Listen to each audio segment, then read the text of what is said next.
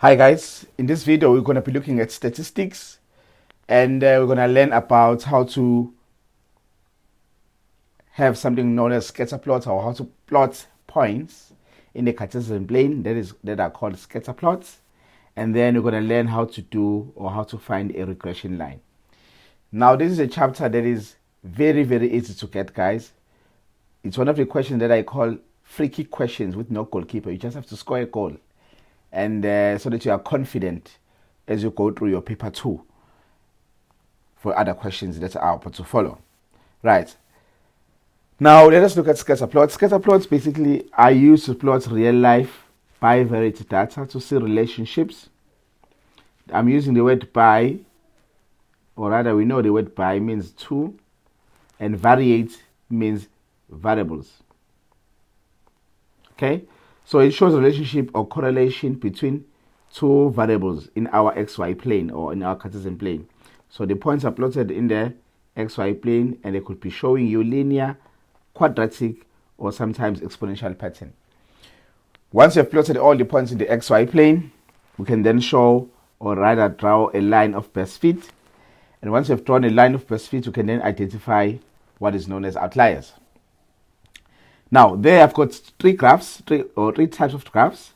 The one is showing me a straight line relationship, or rather linear. The second one is showing me an exponential. And then the third one is showing me an exponential pattern. So the plots, or rather the scatter plots, will actually be these points that are plotted around that line. And that line that I've drawn there will be my best fit line. And then also that one will also be my best fit line. My best fit line showing me an exponential pattern. Right, so you can also be able to identify outliers. Outliers basically are those just the points that lie very far away from all the points that are closer to the best fit line. Right, so if we also have to define what is an outlier is basically a value that is more than 1.5 times the interquartile range from the nearest quartile. I won't dwell much into what I mean about that definition there for the purpose of this video. Right, also what you need to understand is that outliers can also greatly affect the mean, but not the median or the mode. Sorry, there the word is supposed to be median, not the media. Media is something else. So sometimes because of these outliers, because they also affect greatly the mean, sometimes outliers are left out in calculations for the purpose of having a reliable interpretation when you interpret our data. Now let's look at an example there, which reads: a local ice cream shop keeps a track of its daily revenue versus temperature on each day.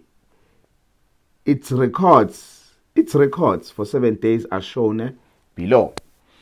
Now I've got a table there. My first row on the table will actually be telling me about my x values if I were to plot on the Cartesian plane, and then the second row will be my y values. Now if you go and put this on your calculator, and then if you're drawing it also on your Cartesian plane, you should also find something like that. Now this is a graph that I've not plotted by using hand. I've actually used Excel, but for you guys in an exam you should be able to use your graph paper. You'll be given a graph paper with the axes and the numbers already put in for you, so that you don't waste time. And then what you just have to do is just to plot that for your x and your y, and then you then find all these points, which will be your scatter plot. Okay, then you'll find all those points, and then you also be expected to draw a line of best fit, which I'll also explain now how you go about plotting that straight line or whatever. In fact, it's going to be a straight line. You won't be able to or expected to plot the quadratic as well as the exponential. Now we can also have something that is known as a positive correlation as well as the negative correlation. Now, a positive correlation exists when a line of best fit has got a positive straight line. So in other words, there I've got a straight line there, which is my line of best fit, and then in that case my gradient will be greater than 0, because we know when we've got a straight line that is like that, it's actually increasing. So therefore my gradient will actually be greater than 0. It will be positive. So that is why we've got the word positive correlation. However, I can also have a negative correlation. It will exist when the line of best fit has got a negative straight line. You can actually see there that I've got a straight line. Okay, that is actually decreasing. That's got m, or the gradient being less than 0, and it's negative. This is why I've got a word negative correlation. However, sometimes you can have points that are just not showing you whether they've got a straight line that is decreasing or increasing. This is when we have a phenomenon that is known as there is no correlation between the points. Now you can actually see that I cannot really draw a straight line like that or that, okay, because I've got points scattered all over the XY plane, so I cannot really tell which way I will actually draw my straight line. So in this case, this will actually be an indication of a no correlation. Right, lines of best fit cannot just be drawn by just looking. Okay, line of best fit can now be more accurately drawn, or they can be drawn accurately by means or a method that is known as a least squares method to obtain a least squares regression line. I don't just plot the straight line using my head or from by looking. There is a way that is known as a least squares method that we use to plot straight lines, which will be discussed as I go through. Now, the least squares regression line. The least squares regression line is a line of best fit that is positioned in such a way that the sum of squared errors is minimum. For the purpose of grade 12, we're not going to dwell much about what is meant about the sum of the squared errors, okay? But for now, what you just need to know is that it is drawn in such a way that the possibility of making errors is very, very minimum. Right, that is the formula for the least squares regression line. And you can see that formula resembles y equals to mx plus c, which is the formula for the straight line. Just that in this case, the c comes first and then the mx at the end. Right, so our a represents the y-intercept and our b represents the gradient. Now, this also can be calculated manually as well as with using a calculator. We're not going to look at how you calculate manually. We're just going to be using a calculator for the purpose of this video. And for grade 12, you won't be expected to use manual methods of calculating the regression line. Remember, sometimes I already alluded that outliers, they affect the mean. So sometimes they are excluded from the calculation of the regression line. Now, let us now look at determining the least squares regression line using a Casio FX82ES plus calculator. Now, if you look at the previous example, we've got a coffee shop that keeps records of the number of cups sold over a 12-month period. I've got a table. I said this is my X table. So that will be my X. The month will represent my X values, and then the Y will be representing the cups that are being sold.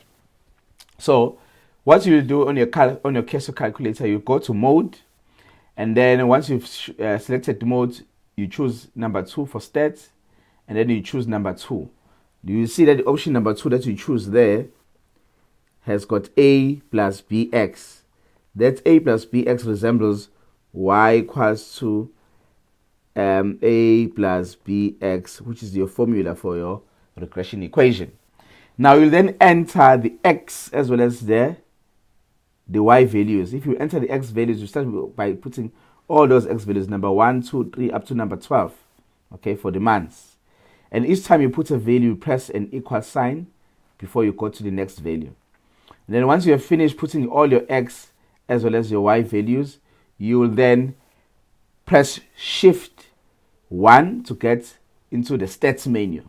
And then once you get to the stats menu, you choose option 5 for the regression. And then you can then find the value of a for our regression equation. And then once you choose for you to choose a, you press 1 and then an equal sign. Now you should find that a will be 21,47, and then you can substitute 21,47 in your regression equation. And then what will be left will be B. So what you then do is you press AC to clear the screen, and therefore you press Shift 1 to get to the stats menu. You choose option 5 for regression, and then you choose option B. Okay, and then you shall find your B being equals to 4,52x, and then you can actually see now that your regression equation now is now full. Now, sometimes you can also get something that is known as the correlation that I've already alluded earlier on. In the least squares regression line y equals to a plus bx, our b indicates the gradient, whether it's positive or negative. But however, this does not tell us about what kind of association to have between the x as well as the y values, whether it is strong or it is weak. Okay, I'll explain this further on when we discuss the correlation coefficient. Now, the strength of the association between the two variables, or between two data sets or bivariate data, we can calculate what is known as the correlation coefficient. Okay, and then from the correlation coefficient, then you can interpret what kind of the association do you have, whether it's strong or weak. Right. So determining the correlation coefficient using the Casio, what you do again, you press mode, select option 2 for regression, for line regression, and then you enter your values like we did earlier on. Just that now you're not going to be choosing option A as well as for an option B. You now choose R, which will be option number 3. So guys, if you don't understand exactly what I'm talking about, just take your time and go through these steps. You actually see that in the option for if you once you get to option 5 for regression, you have A, B, C. So you have got A, B as well as option R, and then that R that you'll see there will actually be telling you your value of the correlation coefficient. In this case, it will be R will be equals to 0.64. Okay, and then you can clear the screen. Remember again, if you clear the screen, make sure that you don't press the on button, but you press AC. Okay, so that so that your data is not deleted in memory of the calculator. Now, if we interpret the value of R, we need to be able to identify, or rather tell, if we get this R being 0.64, what exactly does that 0.64 means? So we should be able to interpret this value of R. So if we interpret the value of R, the correlation coefficient, which is R, indicates the strength of the association. I've already told you that it could be weak, and also it could be strong. Okay? And then the correlation coefficient can assume the following values. R can be between -1 as well as a +1. You can never ever find a value of R being greater than 1 or being less than -1. So if you've got -1, it indicates that you've got a negative and perfect correlation. Now, what does this mean? It means all the points, if you were to plot all the points, those points will be exactly on the straight line. You've got a perfect negative correlation. And then I've already explained what does it mean if you've got no correlation. Okay? And sometimes if you've got the value of R being 1, it indicates that you've got a positive and perfect correlation. What does this mean? Again, it means if you've got your Cartesian plane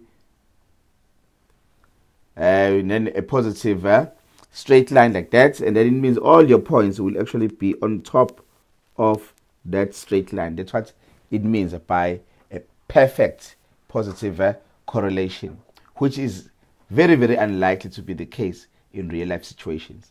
Now, let's evaluate some of the original scatter plots.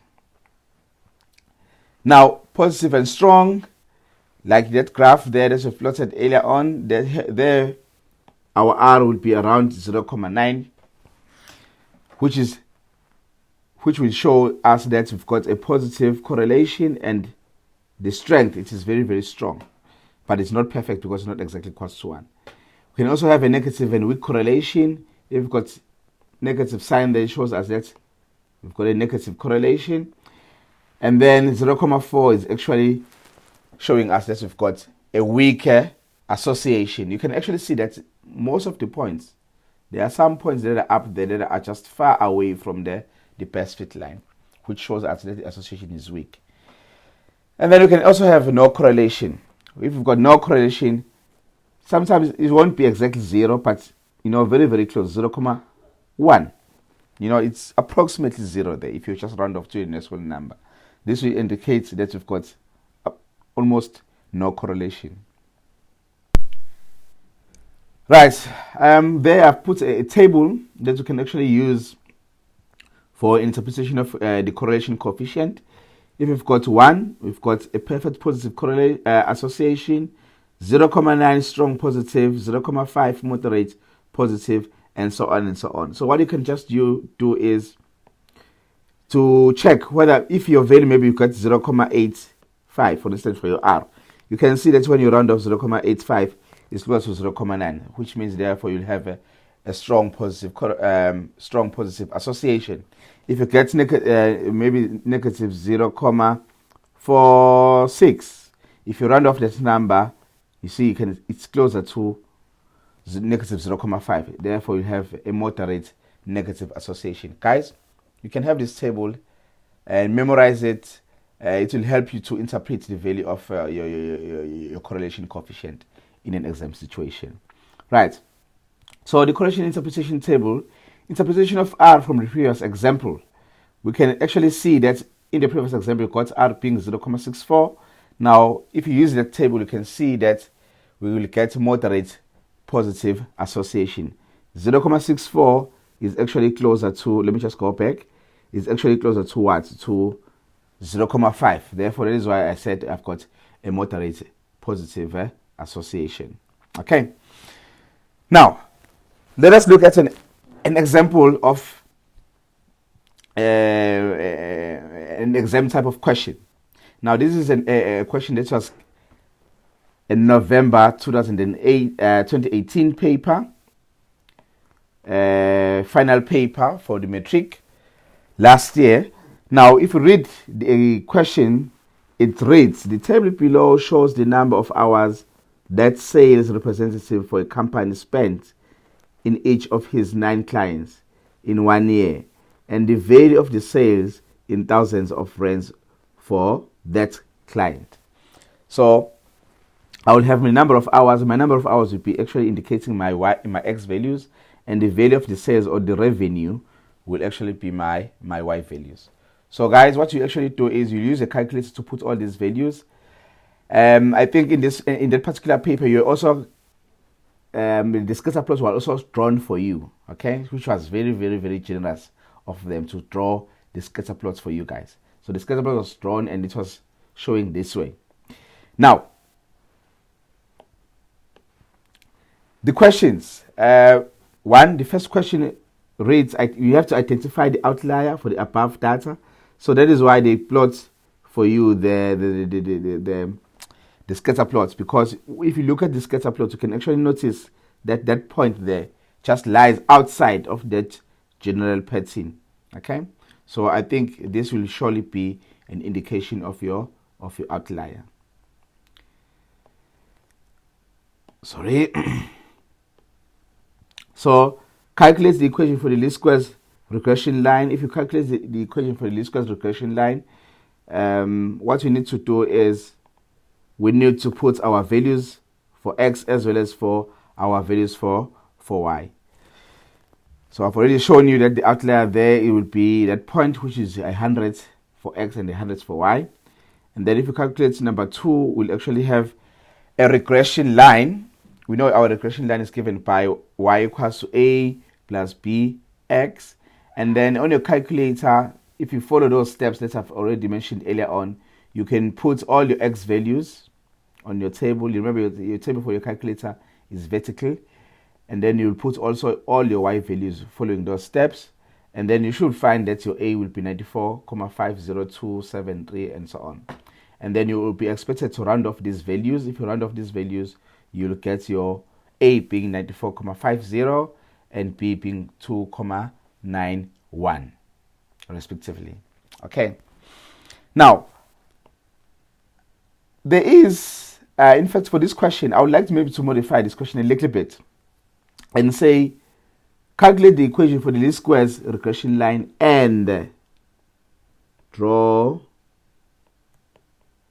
the best fit line. Guys, sometimes you will not always have the best fit line that is drawn for you. So you should be able to, know where exactly the best fit line will go. Now, once you've put all the x values and the y values, I think you should be able to indicate, or rather show, all your points on your Cartesian plane. Then the next step will be how to draw your best fit line. Now, if you look at those questions, I found out that my value of A was 94,50, and 94,50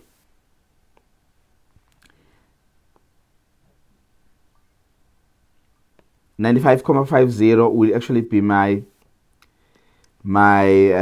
y-intercept. Okay, so this will be indicating my y-intercept. This will be my y-intercept.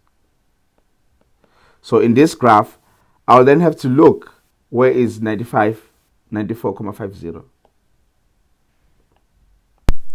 However, because my graph is very not clear, I think my 94,50, which is my y-intercept, will be a point that is around there. But in an exam situation, your graph will be, or your Cartesian plane will be showing nicely, and you should be able to estimate all these points. So this will be my y-intercept on the y-axis. And then the next thing that I need to find is my x bar as well as my y bar. Okay? Right, guys. The y-intercept as well as this point, x bar and y bar, are the only 2 points that you need to plot your straight line. Because you remember, when you just have 2 points, then it's easy for you to join your straight line and then have a best fit line. So already there, I know that is my y-intercept, because 94,50 will be my y-intercept. Then I need to know now where is my x bar as well as my y bar. Basically, your x bar basically is your average of all these x values, because all these points that are there have got an x coordinate. Okay, so your x bar would be the average of all those x coordinates, and the y bar will be the average of all your y's. Okay, now the steps of how you'll find x bar and y bar on your calculator will be, again, on your calculator, you'll already have your data on your calculator. Therefore, you'll press shift, and then now you'll choose option 4, and then you select 2 for x bar, and then you press AC once you've got your x bar, and then you press AC, shift again, you press 1, and then you choose option 4, and then you select 5 for y bar, and you should find your x bar and your y bar if you round off to the nearest one number, being 133 and 483. Now, therefore, you then have to indicate this point on your Cartesian plane, and you actually find that 133 will be a point that is there on your x-axis, and 483 will be around there. Okay, and then if you join these two, then you have the intersection there at this point, and then you'll be able to draw your line of best fit line. You can actually see that I tried as much as possible, because my Cartesian plane was actually very small and very difficult to estimate the points. However, you can notice that this straight line, there is about almost all the points are very closer to this line of best fit line. Okay, let's go on. We already looked at these questions. And then let us look at the following questions. The following questions basically is, there we are supposed to, if I can just go back a little bit.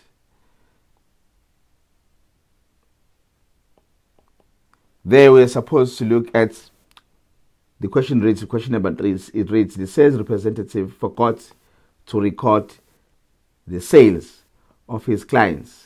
Now we have to predict the value of his clients' sales in thousands of rands if he spent 240 hours with him during the year. So we want to know that if this client has spent 240 hours, how much will be the sales, because this owner of the shop forgot to record the sales.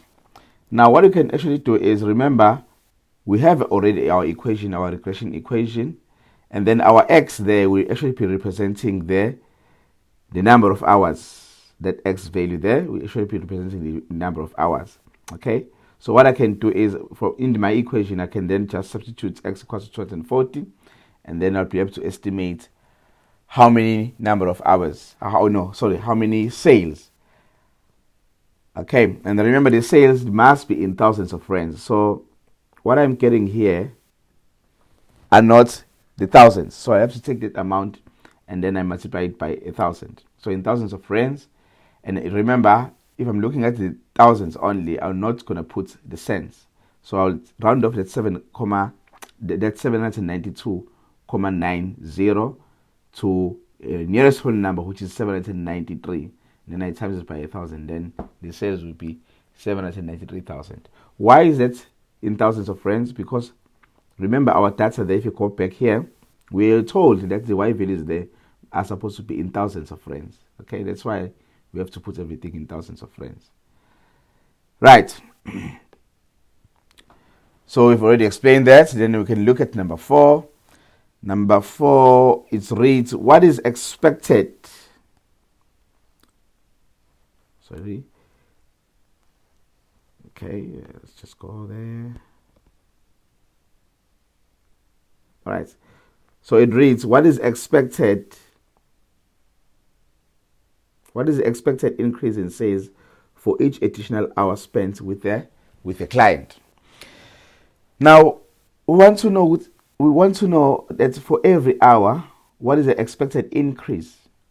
Now, expected increase for every 1 hour spent. This, guys, is about the gradient. We know that the gradient is actually the change in y over the change in x. For every additional hour spent, remember the hours are actually going to be our independent variable. So for every hour that has been added, what we expect our y's to change. So that is regarded as the marginal increase. In this case, our marginal increase will be the gradient. And then in this case, our gradient, we know from the regression equation that this is 2,91, blah, blah, blah, blah, blah, and all those decimals. And then if we want to know how much increase, we'll have to take that gradient and then we multiply it by 1,000. And then we actually be finding what will be an additional amount for every hour of increase, which will be 2,914. Right, guys, that's all about it. Have a good, happy, jolly studies. Thank you.